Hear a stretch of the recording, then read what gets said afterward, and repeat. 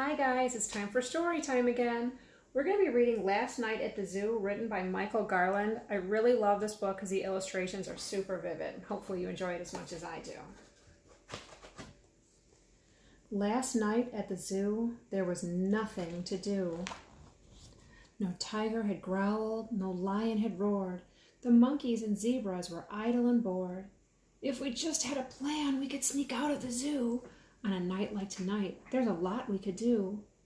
It was an old grizzly who whispered the dare, and it sounded just great to the white polar bear.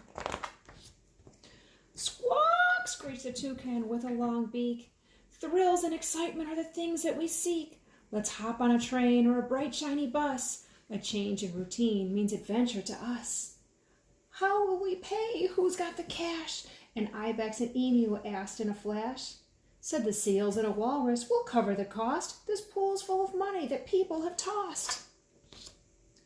No sooner said, and as quick as you please, a monkey had snatched the night watchman's keys. He unlocked the cages and opened them wide. The creatures were free to explore and outside. We'll need a way to blend in with the crowd, said a chimp trying hard not to be loud. Let's raid the closet of the zoo's lost and found. Now tiptoe, be careful, and don't make a sound. With coats and hats and shirts and ties, each animal found the perfect disguise. Rhino, giraffe, the ostrich, and more. They strolled right out through the front door. They boarded a bus that was headed downtown. The driver ignored them and drove with a frown. How about a movie, a ballet, a show? They tried to think of some place they'd all like to go. Whatever it would have to be fun. The bus dropped them off at the end of the run. They couldn't believe all the noise and bright light, tall buildings and signs that lit up the night. Finding some dinner was the first thing at hand, the Café Paris or the old hot dog stand. They voted to splurge and have some French food. The restaurant was perfect to go with their mood.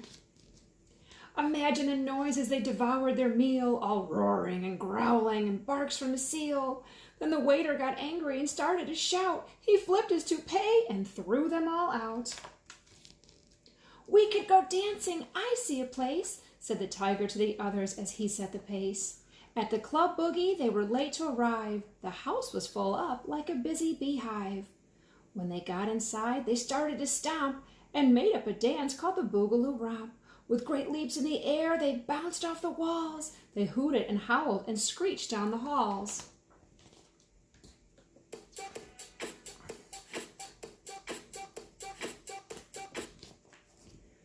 They were all hungry again as they walked down the street. They decided Joe's Diner was the right place to eat.